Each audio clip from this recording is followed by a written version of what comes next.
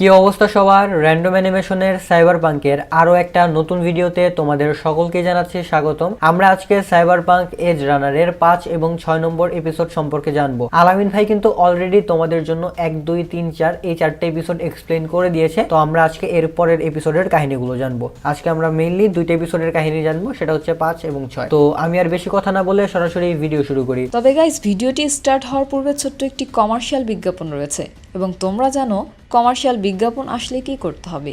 বিজ্ঞাপন দেখার প্রয়োজন নেই, তোমরা ডিরেক্ট স্কিপ করে মূল ভিডিওতে যাবে।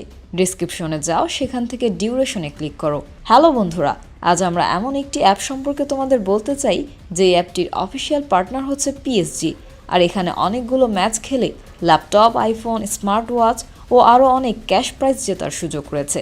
আর এই অ্যাপটিতে সকল ধরনের লাইভ ম্যাচের রেজাল্ট দেখতে পারবে এবং এই ম্যাচের স্কোর অনুমান করে গেমও খেলতে পারবে। যেমন কোন টিম জিতবে, কোন টিম কত রান করবে, কে সর্বোচ্চ স্কোর করবে। এছাড়া বিভিন্ন ধরনের গেম রয়েছে, সেগুলো খেলেও ইনকাম করতে পারো। আর রেজিস্ট্রেশনের সময় আমাদের যে প্রোমো কোডটি রয়েছে অলোক1, এটা ব্যবহার করলে প্রথম ডিপোজিটে 26,000 টাকা পর্যন্ত বোনাস পেতে পারো। আর এই টাকা তুমি খুব সহজেই বিকাশ, ব্যাংক এবং অন্যান্য সহজ পদ্ধতির মাধ্যমে উঠাতে পারো। তো আর দেরি কিসের, ডেসক্রিপশনে প্রোমো কোড এবং পিন কমেন্টে প্রোমো কোড সহ সাইন আপ লিঙ্ক রয়েছে, সেটা ব্যবহার করো এবং ক্যাশ প্রাইজ জিতো। আর এখানে আরেকটা কথা মনে রেখো, আমরা যেই বিজ্ঞাপন দেই না কেন, অনলাইন থেকে টাকা আয় করা এত সহজ কোনো ব্যাপার নয়। তোমরা কোনো আর্থিক ক্ষতির সম্ভাবনা রয়েছে এমন কোনো ওয়েবসাইটে যাবে না। তো চলো এবার মূল ভিডিওতে চলে যাই। 5 নম্বর এপিসোডের শুরুতেই আমরা ডেভিড আর ম্যানেকে দেখতে পাই। তারা এখানে পিলারের ব্যাপারে কথা বলছিল। মানে গত পর্বে তো আমরা দেখেছি যে পিলার সেই সাইবার সাইকোর হাতে মারা গেছে। তখন মেনে ডেভিডকে পিলারের সেই গোল্ডেন হাতটা নিতে বলে, তবে ডেভিড এটা নিতে চায় না। সে বলে এই হাতটা আমার টাইপের না। তখন মেনে ডেভিডকে জিজ্ঞাসা করে তাহলে তোমার কি লাগবে। ডেভিড তখন মেনের হাতের দিকে তাকায়। এটা দেখে মেনে বলে তোমার কি আবার আমার এই হাতটা লাগবে। ডেভিড তখন বলে হ্যাঁ। মানে সাহস কত, লিডারের সামনে বা বসের সামনে দাঁড়ায় বলতেছে তোর এই হাত আমার লাগবে। যাই হোক, মেনে তখন বলে প্যারা নাই, আমার মৃত্যুর আগে তুমি এই জিনিসটা পাবা না, তবে আমার মৃত্যুর পরে তুমি অবশ্যই এই হাতটা পাওয়া যাবা। এরপরে মেনে ডেভিডের কাছে গত রাতের ব্যাপারে জিজ্ঞাসা করে। আর এটা শুনে ডেভিড লজ্জা পায়। মানে গত রাতে সে তো লুসির সাথে ছিল। তখনই সেখানে কিউই চলে আসে। মেনে কিউইকে বলে কোনো একটা ভালো খবর দিও, খারাপ কোনো খবর দিও না। কিউই তখন বলে গত রাতের সেই ঘটনাটার পর তানাকা তার সিকিউরিটি আরো অনেক বেশি বাড়িয়ে দিয়েছে। মেনে তখন বলে এরকমটা তো হওয়ারই ছিল। ডেভিড তখন মেনেকে জিজ্ঞাসা করে এই তানাকা কে। মেনে তখন ডেভিডকে বলে আরে মুরগির বাচ্চা, তুই এটাও জানিস না। ডেভিড তখন বলে না, আমি তানাকাকে চিনি না। কিউই তখন মেনেকে বলে ডেভিড তো তানাকার ছেলের ক্লাসমেট। মেনে তখন বলে সত্যি, তুমি আমাকে আগে কেন বলনি। ডেভিড তখন বলে ও হ্যাঁ,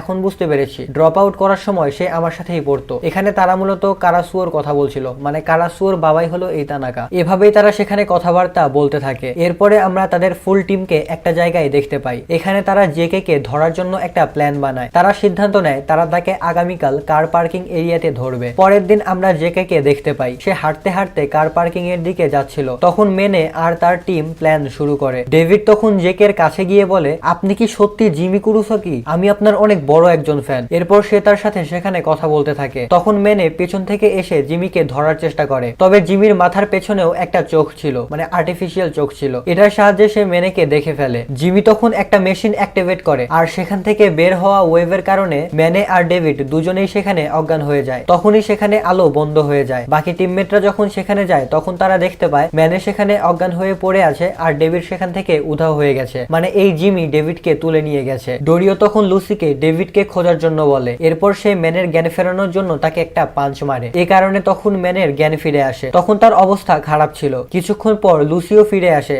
আর তাদেরকে বলে জেকে ডেভিডকে তার সাথে নিয়ে গেছে। ডোরিও তখন লুসিকে বলে এখন আমাদের দুজনকেই ডেভিডকে খুঁজতে হবে আর তাকে বাঁচাতে হবে। তখন লুসি আর ডোরিও দুজনে ডেভিডের ট্র্যাকারকে ট্র্যাক করে সেদিকে যেতে থাকে। গাড়ি চালানোর সময় তারা সেই শক্তিশালী অস্ত্রটার ব্যাপারেও কথা বলছিল। লুসি তখন বলে ডেভিডের জন্য আমার অনেক চিন্তা হচ্ছে। এরপরে আমরা ডেভিডকে দেখতে পাই, এখন তার জ্ঞান ফিরে এসেছে। সে নিজেকে একটা রুমের মধ্যে দেখতে পায়। এই রুমের চারপাশে অনেক লাশ পড়েছিল। হঠাৎ করেই ডেভিড পুলিশদের শব্দ শুনতে পায়। তারা নিজেদের মধ্যে সাইবার সাইকোদের ব্যাপারে কথা বলছিল। তখনই তারা ডেভিডের রুমের মধ্যে চলে আসে আর তার দিকে গান পয়েন্ট করে বলে এই দেখো একটা সাইবার সাইকো। মানে তারা ডেভিডকেই সাইবার সাইবার সাইকো বলছে। ডেভিড তখন বলে না, আমি কোনো সাইবার সাইকো না। তবে তারা ডেভিডের কোনো কথা না শুনে ডেভিডের উপরে গুলি করা শুরু করে। কোনো উপায় না পেয়ে ডেভিড তার কাছে থাকা গুলি দিয়ে তাদের দুজনকেই মেরে ফেলে। ডেভিড শব্দ শুনে বুঝতে পারে এখানে আরো অনেক বেশি পুলিশরা আসছে। এ কারণে ডেভিড সেখান থেকে দ্রুত বেরিয়ে আসে। বাইরে এসে দেখতে পায় এখানে চারপাশে অনেক পুলিশের গাড়ি আর হেলিকপ্টার আছে। তারা ডেভিডকে দেখে বলে, এই দেখো সাইবার সাইকো। ডেভিড তখন দৌড়ে সেখান থেকে পালাতে থাকে। রাস্তায় সে একটা পুলিশের সাথে ধাক্কা খায়। ডেভিড তখন তাকে গুলি করে মেরে ফেলে। তখনই তার পেছনে আরো একটা পুলিশ চলে আসে। এখন আমরা দেখতে পাই ডেভিডের চোখ আসলেই সাইবার সাইকোদের মতো হয়ে গেছে। মানে ডেভিড নিজেও এখানে ধীরে ধীরে একজন সাইবার সাইকো হয়ে যাচ্ছে। ডেভিড তখন তার স্পিড ব্যবহার করে সেই পুলিশের কাছে গিয়ে তার হাত থেকে একটা তলোয়ার বের করে সেই পুলিশটাকেই মেরে ফেলে। তখনই সেখানে আরো অনেক পুলিশরা চলে আসে। তারা ডেভিডকে চারপাশ থেকে ঘিরে ফেলে। ডেভিড তখন তার শরীর থেকে অনেক অস্ত্র বের করে। একজন পুলিশ তখন ডেভিডকে বলে, তুমি একটা মনস্টার। ডেভিড তখন বলে, আমি এরকমটা করতে চাই না, আমি তোমাদের কাউকেই মারতে চাই না। তখনই সকল পুলিশ অফিসাররা ডেভিডের উপরে গুলি করতে থাকে। এরপরে সিন শিফট হয় আর আমরা দেখতে পাই ডেভিড একটা চেয়ারে বসে আছে। এখানে জেকে তাকে কাস্টম ভিআর এর সাহায্যে এই সবকিছু দেখাচ্ছিল। মানে এই সবকিছুই আসলে কৃত্রিম জগতে বা আর্টিফিশিয়াল ওয়ার্ল্ডে হচ্ছিল। তখনই ডেভিডের জ্ঞান ফিরে আসে। জেকে তখন ডেভিডকে জিজ্ঞাসা করে, নিজের মৃত্যু দেখতে তোমার কেমন লেগেছে? ডেভিড তখন তাকে বলে, তুমি আসলেই একজন সাইকোপ্যাথ। জেকে তখন ডেভিডকে বলে, তুমি কি জানো বেশিরভাগ সাইবার সাইকোর পেছনেই আমার হাত রয়েছে। আমি বেশিরভাগ সাইবার সাইকোদের তৈরি করি। আর তুমি যে আর্ম পরে আছো এটা জেমস নরিসের ছিল। সে এটা পরে 27 জন মানুষকে মেরে ফেলেছিল। আর আমিও তোমার কাছে এটাই আশা করছি। আমি চাই তুমিও হাজার হাজার মানুষদের মেরে ফেলো। ডেভিড তখন তাকে বলে, না, আমি কখনোই সাইবার সাইকো হব না। আমি কখনোই সাধারণ মানুষদেরকে মারবো না। জেকে বলে, তোমার অবস্থা খুবই তাড়াতাড়ি তাদের মতো হয়ে যাবে। তোমার ব্রেনও তখন বেলুনের মতো করে ফেটে যাবে। জেকে তখন আবারও সেই ভিআর স্টার্ট করার জন্য এগিয়ে যায়। ডেভিড তাকে বলে, দয়া করে এটাকে স্টার্ট করো না। তবে জেকে এটাকে স্টার্ট করে দেয়। সে ডেভিডের কোনো কথাই শোনে না। তখনই সেখানে লুসি আর ডোরিও চলে আসে। তারা এখানে এসে জেকের উপরে গান পয়েন্ট করে। এরপরে লুসি সেই ভিআরটাকে বন্ধ করতে থাকে। কিছুক্ষণের মধ্যেই ডেভিডের জ্ঞান ফিরে আসে। জেকে তখন তাদেরকে বলে, আমাকে মেরো না, আমি তোমাদের সব কথাই শুনবো। এরপর সে সেখানে হাসতে থাকে। তখন সেখানে দুইটা ড্রোন চলে আসে। জেকে তখন বলে, এগুলো হলো custom built bullet proof drone. এগুলোকে গুলি করে তোমরা ধ্বংস করতে পারবে না। আর এই ড্রোন তোমাদের সবাইকেই এখানে মেরে ফেলবে। তখনই ডোরিও দ্রুত তার বন্দুক বের করে এই ড্রোনগুলোর উপরে গুলি করতে থাকে। তবে এই ড্রোনগুলোর সেখানে কিছুই হচ্ছিল না। এরপর সে লুসিকে বলে, দ্রুত এই ড্রোনগুলোর সিস্টেমকে হ্যাক করো আর এই ড্রোনগুলোকে থামিয়ে দাও। ডেভিডও তখন তার বন্দুক বের করে ড্রোনগুলোর উপরে গুলি করতে থাকে। সে লুসিকে বলে, তুমি দ্রুত হ্যাক করার চেষ্টা করো আর আমি এগুলোর মনোযোগ অন্যদিকে সরিয়ে রাখছি। ডেভিড তখন নিজের পাওয়ার ব্যবহার করে অনেক স্পিডে এদিক ওদিক যেতে থাকে আর ড্রোনের উপরে গুলি করতে থাকে। তবে একটা জায়গায় ডেভিডের পা পিছলে যায় আর সে সেখানে পড়ে যায়। তখন একটা ড্রোন একদম ডেভিডের উপরেই ছিল। সেটা ডেভিডের উপর গুলি করতে যাচ্ছিল। তবে তখনই লুসি ড্রোনগুলোকে হ্যাক করে ফেলে আর সেগুলোকে ধ্বংস করে ফেলে। জেগে তখন বলে, অনেক ভালো, এবার আমি সত্যি সত্যি তোমাদের কাছে স্যারেন্ডার করছি, আমি হার মানছি, আমাকে মেরো না। ডোরিও তখন তাকে একটা পাঞ্চ মারে। জেকে লুসিকে বলে, তুমি আসলেই অনেক তাড়াতাড়ি এই সিস্টেমকে হ্যাক করেছো। লুসি তখন তাকে বলে, আমি তোমাকে কিন্তু এবার সত্যি সত্যি মেরে ফেলবো। এরপরে সিন শিফট হয় আর আমরা দেখতে পাই ম্যানে আর ডেভিড জেকে কে বিভিন্ন ধরনের প্রশ্ন করছে। কিছুক্ষণ পর ম্যানে সেখান থেকে চলে যায়। জেকে তখন ডেভিডকে বলে, আমি জানি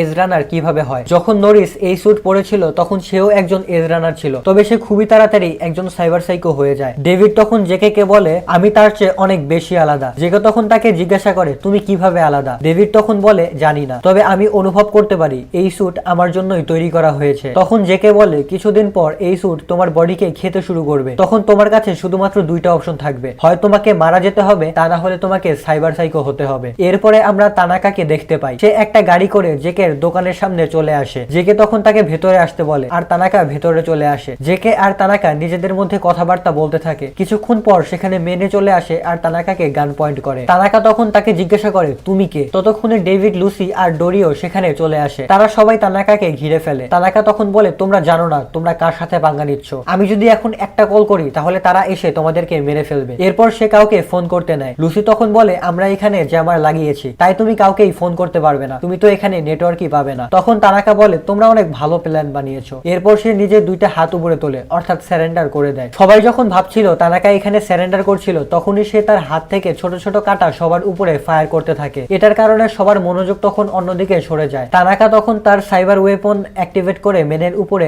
আক্রমণ করে দেয়। ডেভিড তখন তার পাওয়ার অ্যাক্টিভেট করে তাকে পাঞ্চ মারে। মেনেও তখন তাকে একটা পাঞ্চ মারে। এ কারণে সে সেখানে অজ্ঞান হয়ে যায়। তারা তখন লক্ষ্য করে জেকের গলার মধ্যে একটা কাঁটা ঢুকে গেছে। এ কারণে জেকে তখন নিচে পড়ে যায়। সে তখন ডেভিডের দিকে তাকিয়ে হাসতে থাকে আর সেখানেই মারা যায়। তার মৃত্যুর সাথে সাথেই সেখানে ট্রমা টিমের কাছে মেসেজ চলে যায় আর ট্রমা টিম সেদিকে আসতে থাকে। ট্রমা টিম বলতে এখানে সম্ভবত ওই ওয়ার্ল্ডের পুলিশদেরকে বোঝানো হচ্ছে যাদের কাছে স্পেসিফিক কিছু মানুষের ইনফরমেশন থাকে, আর তারা যখন বিপদে পড়ে বা তাদের কোনো অ্যাক্সিডেন্ট হয় বা তারা মারা যায় তখন এই ট্রমা টিমের কাছে মেসেজ চলে যায়। মেনে তখন সবাইকে দ্রুত এখান থেকে চলে যেতে বলে। ডেভিড তখন জেকের দিকে তাকিয়েছিল। মেনে ডেভিডকে দ্রুত এখান থেকে চলে যেতে বলে। এরপর তারা সবাই এখান থেকে চলে যেতে থাকে। কিছুক্ষণ পর এখানে ট্রমা টিম চলে আসে আর এখানেই 5 নম্বর এপিসোড শেষ হয়ে যায়। 6 নম্বর এপিসোডের শুরুতেই আমরা একটা লোককে মরুভূমির মধ্যে দৌড়াতে দেখতে পাই। সে ততক্ষণ দৌড়াতে থাকে যতক্ষণ না সেই মরুভূমি শেষ হয়ে যায়, আর আমরা দেখতে পাই এই সবকিছু মেনে তার স্মৃতিতে দেখছিল। তখন আমরা জানতে পারি বেশ কিছুদিন ধরে মেনের অবস্থা ভালো না, তার অবস্থা ধীরে ধীরে অনেক বেশি খারাপ হয়ে যাচ্ছে। তখন ডোরিও তাকে বলে তোমার নিজের লিমিটকে কমিয়ে দেওয়া উচিত। তবে মেনে তখন তাকে উল্টে বলে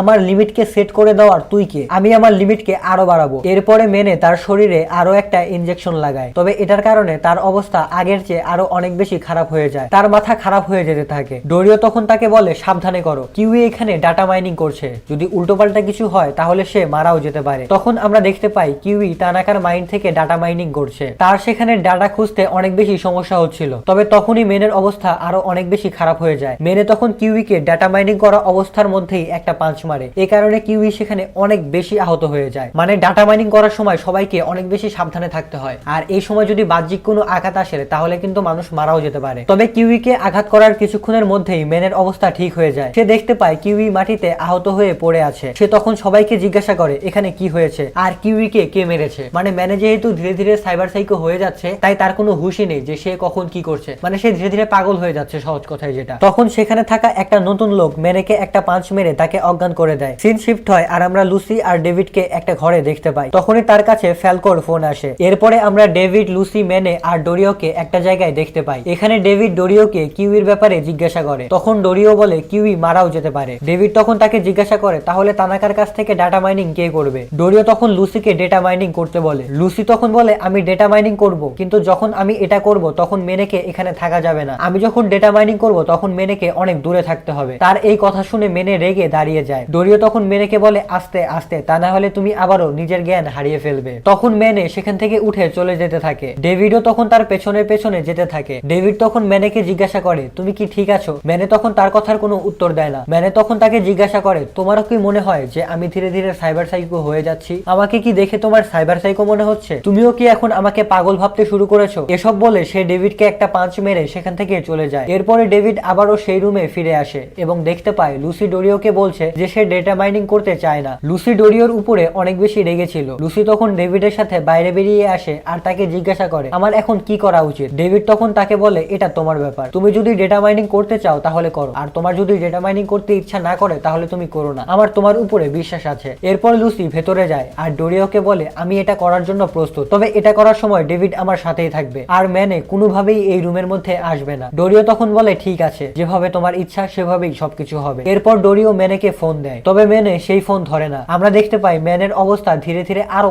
অনেক বেশি খারাপ হয়ে যাচ্ছে। সে তার স্বপ্ন আর বাস্তবকে একসাথে মিশিয়ে ফেলেছে। আমরা দেখতে পাই মেনে একটা দেয়ালের সামনে দাঁড়িয়ে হাঁটার চেষ্টা করছে। ডোরিও তখন সেখানে এসে মেনেকে থামতে বলে। এরপর আমরা ডেভিড আর লুসিকে দেখতে পাই। ডেভিড লুসিকে বলে তুমি আমাকে ডিপ ডাইভিং এর ব্যাপারে কেন বলনি। লুসি তখন এই মেশিনটাকে প্রস্তুত করতে থাকে আর ডেভিডকে বলে আমি এখন এটার ভেতরে যাচ্ছি। এরপরে লুসি তানাকার মাইন্ডের ভেতরে যায়। তানাকার মাইন্ডের ভেতরে যাওয়ার পর লুসি দেখতে পায় তানাকার মাইন্ড অনেক বেশি কমপ্লিকেটেড। সে তখন সেখানে ডাটা খুঁজতে থাকে। বাইরে আমরা দেখতে পাই ডেভিড ডোরিওকে জিজ্ঞাসা করে মেনে কি ঠিক আছে। ডোরিও তখন বলে হ্যাঁ সে ঠিক আছে। এদিকে মেনে ডোরিওর সামনে বন্দুক বের করে বলে যদি এই প্ল্যান কাজ না করে তাহলে আমরা অন্য প্ল্যান অ্যাপ্লাই করব। তখনই আবারও ম্যানের অবস্থা খারাপ হয়ে যেতে থাকে। এদিকে আমরা দেখতে পাই তানাকার জ্ঞান ফিরে এসেছে। এজন্য তানাকার মাইন্ডের মধ্যে লুসির সাথে গ্লিচ হতে থাকে। তখন সে ডেভিডকে বলে দ্রুত তানাকাকে অজ্ঞান করে দাও। এদিকে আমরা দেখতে পাই ডোরিও ম্যানের জ্ঞান ফেরানোর চেষ্টা করছে। এদিকে ডেভিড তানাকাকে অজ্ঞান করতে নিচ্ছিল, তবে তখনই তানাকা ডেভিডকে তার নাম ধরে ডাকে। এ কারণে ডেভিড সেখানে থেমে যায়। ডেভিড তখন তাকে জিজ্ঞাসা করে তুমি আমার নাম কিভাবে জানো। তানাকা তখন বলে তুমি যখন স্কুলে আমার ছেলের সাথে ফাইট করেছিলে তখন আমি তোমার ব্যাপারে রিসার্চ করেছিলাম, আর এ কারণে আমি তোমার ব্যাপারে সবকিছুই জানি। তুমি কারাসাকার জন্য কাজ করো, সে তোমাকে অনেক ভালো সুযোগ দেবে। ভেতরে আমরা দেখতে পাই লুসি তানাকার মাইন্ডের মধ্যে কিছু ডাটা পেয়ে যায়। বাইরে তানাকা ডেভিডকে বলে এরা সবাই তোমাকে ব্যবহার করছে। ডেভিড তখন বলে তাহলে কি কারাসাকা আমাকে ব্যবহার করবে না। এদিকে ভেতরে লুসি তানাকার মাইন্ডের মধ্যে ডেটা ডাউনলোড করতে থাকে। এর মধ্যে সে ডেভিডের ফাইলটাকেও দেখতে পায়। সে এটাকেও তখন ডাউনলোড করতে থাকে। তানাকার মাইন্ডের মধ্যে ডেভিডের ফাইল দেখে লুসি অনেক বেশি অবাক হয়ে যায়। এদিকে তানাকা ডেভিডকে তখন নিজের কথার জালে ফাঁসাতে থাকে। এদিকে ডোরিও বেশ কিছুক্ষণ ধরে চেষ্টা করার পর ম্যানের জ্ঞান ফেরাতে সক্ষম হয়। সে তখন ডেভিডকে ফোন করে, তবে ডেভিড ফোন ধরে না। এ কারণে ডোরিও সেই রুমে আসতে থাকে। সে সেখানে এসে দেখতে পায় ডেভিড ভেতরে দাঁড়িয়ে আছে। ডোরিও তখন দ্রুত গিয়ে তানাকাকে অজ্ঞান করে দেয়, তবে অজ্ঞান হওয়ার আগে তানাকা পুলিশকে ফোন করে দিয়েছিল। তখনই ডেভিড তার পূর্ণাঙ্গ জ্ঞানে ফিরে আসে আর সে লুসিকে পানির মধ্যে থেকে বাইরে বের করে। সে ডোরিওকে বলে দ্রুত লুসি আর তানাকার মাইন্ডের কানেকশন কেটে দাও, লুসি এখন ডিপ ড্রাইভে আছে। ম্যানে তখন এখানে এসে তানাকাকে মারে। ম্যানে ডেভিডকে জিজ্ঞাসা করে তুমি এখানে কি করছিলে। ডেভিড তখন উল্টে তাকে প্রশ্ন করে তুমি কি করছিলে, তুমি নিজে কিউইকে পাঁচ মেরেছো, তোমার কি হয়ে গেছে। ডোরিও তখন তাদের দুজনকে থামায় আর বলে এখানে ট্রমা টিম আসছে, এখন দ্রুত আমাদের এখান থেকে বেরিয়ে যেতে হবে। এরপর সে ডেভিডকে বলে তুমি লুসিকে উঠিয়ে এখান থেকে নিয়ে যাও, তানাকাকে আমরা দেখে নিব। ডেভিড তখন লুসিকে একটা গাড়ির মধ্যে রেখে দেয়। ততক্ষণে লুসির জ্ঞান ফিরে আসে। লুসি তখন ডেভিডকে জিজ্ঞাসা করে ম্যানে আর ডোরিও কোথায় আছে। ডেভিড তখন বলে ম্যানে আর ডোরিও তানাকাকে নিয়ে অন্য একটা জায়গায় যাচ্ছে। তখন লুসি বলে তানাকাকে নিয়ে কোনো লাভ নেই, তার কাছে কোনো ডেটা নেই। এদিকে আমরা দেখতে পাই ম্যানে আর ডোরিওর পেছনে ট্রমা টিম চলে এসেছে। ডোরিও তখন ট্রমা টিমের একজন মেম্বারকে গুলি করে। ডেভিড তখন এই গুলির শব্দ শুনতে পেয়ে সেদিকে যেতে থাকে, তবে লুসি তখন তাকে আটকে দিয়ে বলে আমরা এখানেই অপেক্ষা করব। তবে ডেভিড তখন বলে না, আমি এখানে অপেক্ষা করতে পারবো না, আমার তাদেরকে বাঁচাতে যেতেই হবে। তখন লুসি বলে এই সিপিটি দের কাছ থেকে বাঁচা অনেক বেশি কঠিন, আমার মনে হয় না তারা দুজন বেঁচে বেরিয়ে আসতে পারবে। তবে ডেভিড তখন তাকে বলে তোমার উচিত আমার উপরে বিশ্বাস রাখা, আমি সেখান থেকে অবশ্যই বেঁচে ফিরে আসবো আর তাদেরকেও বাঁচিয়ে নিয়ে আসবো। এসব বলে ডেভিড সেদিকে যেতে থাকে। আমরা দেখতে পাই ফাইটের কারণে ম্যানের অবস্থা আরো অনেক বেশি খারাপ হয়ে যাচ্ছে। তখন ডোরিও ম্যানেকে বলে তুমি এসব কি করছো। ম্যানে তখন ডোরিওর উপরেই গুলি করতে থাকে। তখন ডোরিও ম্যানেকে ইনজেকশন দেওয়ার জন্য তার দিকে যেতে থাকে। ডোরিও ম্যানেকে ইনজেকশন লাগিয়ে দেয়, তবে ততক্ষণে ম্যানে ডোরিওকে গুলি করে দেয় আর এই গুলির কারণে ডোরিও এখানেই মারা যায়। ইনজেকশন লাগানোর পর যখন ম্যানের জ্ঞান ফিরে আসে তখন সে দেখতে পায় ডোরিওর লাশ মাটিতে পড়ে আছে। সে তখন তাকে জিজ্ঞাসা করে তুমি কি ঠিক আছো। ততক্ষণে সেখানে বাকি পুলিশরাও চলে আসে। ম্যানে তখন বলে এগুলো কি আমার ভুলের জন্যই হয়েছে। এটা বলে সে সেখানে থাকা সকল পুলিশদেরকে খুবই বাজেভাবে মারতে থাকে। সে তখন সবাইকে জিজ্ঞাসা করে এগুলো কি আমার দোষ। তখন আমরা লুসির গলায় শুনতে পাই ম্যানে সম্পূর্ণভাবে সাইবার সাইকো হয়ে গেছে। ততক্ষণে ডেভিড ম্যানের কাছে পৌঁছে যায়। এখানে ম্যানে ডেভিডকে চিনতে পারে না, সে ডেভিডের উপরেই গুলি করতে থাকে। তবে ডেভিড এই সব গুলিগুলোকে ডজ করে আর তখনই ম্যানে ডেভিডকে চিনতে পারে। সে তখন ডেভিডকে বলে বাচ্চা এটা কি তুমি। ডেভিড তখন বলে আমি তোমাকে ফিরিয়ে নিয়ে যেতে এসেছি। ম্যানে তখন বলে আমার সময় শেষ হয়ে গেছে আর ডোরিও মারা গেছে, তাই তুমিও ফিরে চলে যাও। ডেভিড তখন বলে না, আমি তোমাকে আমার সাথে নিয়ে যাব। ম্যানে তখন বলে এখানে এখন মিলিটারিরা আসবে আর আমি পালাতে চাই না, আমাকে এখন এখানে থাকতে দাও আর তুমি এখান থেকে চলে যাও, এখানে এখন আর আমি বেঁচে থাকতে পারবো না। তখন ডেভিড বলে না আমি যাব না। সে বলে আমি তোমাকে নিয়ে এখানে যাব অথবা আমি এখানে থেকে তোমার সাথে ফাইট করব। ডেভিড তখন সেখানে থাকা একটা বন্দুক উঠিয়ে নেয়, তবে এখানে তার হাত কাঁপছিল। ম্যানে তখন বলে এটা তোমার কাজ না বাচ্চা, তুমি এখান থেকে চলে যাও, এটা আমার শেষ, তবে এটা তোমার শেষ না, এটা তো কেবলমাত্র তোমার শুরু, তুমি শুধুমাত্র এখান থেকে পালিয়ে যাও। তখনই সেখানে মিলিটারিরা চলে আসে আর তাদের উপরে আক্রমণ করতে থাকে। সেখানে তখন অনেক বড় একটা বিস্ফোরণ হয়। এই সব কিছু লুসি দূর থেকে দেখছিল। সে তখন ভাবতে থাকে ডেভিডও হয়তো এই ব্লাস্টে মারা গেছে, এই কারণে তার মন এখানে অনেক বেশি খারাপ ছিল। তবে তখনই ডেভিড এসে তার পাশে বসে পড়ে। লুসি তখন ড্রাইভ করা শুরু করে আর তারা সেখান থেকে অনেক দূরে চলে যায়। আমরা দেখতে পাই ডেভিড এখানে আসার আগে মেনের সেই হাতটা নিয়ে এসেছে। তোমাদের হয়তো মনে আছে মেনি ডেভিডকে প্রমিস করেছিল যে তার মৃত্যুর পর সে ডেভিডকে এই হাতটা দিয়ে দিবে। সে এখানে তার প্রমিস রেখেছে, অর্থাৎ মেনে এখানে মারা গেছে। আর এই এপিসোডটা কিন্তু অনেক বেশি ইমোশনাল ছিল, মানে অরিজিনাল এপিসোডের মধ্যে এই জিনিসটা খুবই ইমোশনাল ছিল। মানে এই মেনে এই গুন্ডা বা এই সাইবার সাইকোর জন্য অ্যাকচুয়ালি এখানে তোমার অনেক বেশি খারাপ লাগবে। যাই হোক এই এপিসোডটা কিন্তু এখানেই শেষ হয়ে যায়। আজকে আমরা 5 এবং 6 নম্বর এপিসোডের কাহিনী জেনেছি, সামনের দিনে আমরা 7 নম্বর এপিসোডের কাহিনী জানবো। যাই হোক আজকের মতো আমি এখানেই বিদায় নিচ্ছি। ভালো থাকো, সুস্থ থাকো, আল্লাহ হাফেজ। হ্যালো গাইস, আসসালামু আলাইকুম সবাইকে। রেনুস্টের সবাইকে স্বাগত। তোমাদের জন্য আজকে ধামাকা কিছু কালেকশন নিয়েছি এবং ধামাকা প্রাইসে। সো কালেকশনগুলো আমরা আগেই দেখে ফেলি। যেরকম আমি একটা পরে আছি বটম ক্রিম, তোমরা যদি এটা ফ্যাব্রিক কোয়ালিটি দেখো, ওয়ান সাইড ব্রাশ আছে, খুবই ভালো কোয়ালিটির। আর কিছু আমরা কালার দেখাই যেটা তোমাদের পছন্দ হবে। কালারের মধ্যে ফার্স্ট কালার যদি আমরা দেখি, এটা অ্যাশ কালার একটা আছে, তারপর আরেকটা কালার, এটাও অনেকের পছন্দ কালার, আমাদের কাছে one of the demandable colour cream colour. Cream কালারটা যদি একটু কাছে নিয়ে দেখে এই একটা, তারপর আরেকটা কালার আছে বেবি পিঙ্ক। বেবি পিঙ্কটাও মারাত্মক জোস একটা কালার। তারপর আরেকটা কালার যদি আমরা বলি নেভি ব্লু। নেভি ব্লু কালারটাও কিন্তু মানুষের অনেকের পছন্দ। নেভি ব্লু কালার অনেকে আমাদের কাছে নেভি ব্লু কালার চাচ্ছিল, তাদের জন্য নিয়ে আসা আমাদের নেভি ব্লু কালার। তারপর আরেকটা যদি কালার বলি, সবার জাতীয় ক্রাশও বলা যেতে পারে, সবাই এই কালারটাই পছন্দ করে, সেটা হলো ব্ল্যাক কালার। এরকম তোমরা যদি আমাদের কাছে এরকম সলিড হুডি অর্ডার করতে চাও, এখনই অর্ডার করতে ফেলো। আর আমরা এই অফার যে প্রাইসটা দিতেছি এটা সীমিত সময়ের জন্য, সো যত তাড়াতাড়ি সম্ভব অর্ডার করে ফেলো। আর আমরা যত তাড়াতাড়ি চেষ্টা করবো, আমরা আমাদের মনোটন বাইকটা আমরা গিভওয়ে করে দেবো। সো যত তাড়াতাড়ি করে অর্ডার করো, আর যত বেশি অর্ডার করবে তত বেশি কুপন পাবে। সো দেরি না করে এখনই অর্ডার করে ফেলো। আর বাই দ্য ওয়ে, আমাদের এই অফার হুডির প্রাইসটা কত? মাত্র 550 টাকা। তোমরা এখন, আমি জানি অনেকেই শুনে খুশি হয়েছো। সো দেরি না করে এখনই অর্ডার করে ফেলো, কোনো দেরি হবে না। খালি অর্ডার করছে তোমরা ওয়েবসাইটেও দেখতে পারো, বা আমাদের স্ক্রিনে দেওয়া কন্ট্যাক্ট নাম্বারে যোগাযোগ করতে পারো, বা তোমরা পেজে মেসেজ দিতে পারো, যেখানেই পাবো তোমরা ইনশাল্লাহ অর্ডারটা করে ফেলো। আজকের ভিডিওটা এই পর্যন্তই। আর প্রাইসটাকে আবার মনে করে দিই, মাত্র 550 টাকা। এতগুলা কালার মাত্র 550 টাকা। যেই কালারটা পছন্দ হবে সেটা নিয়ে যাবা, মাত্র 550 টাকা।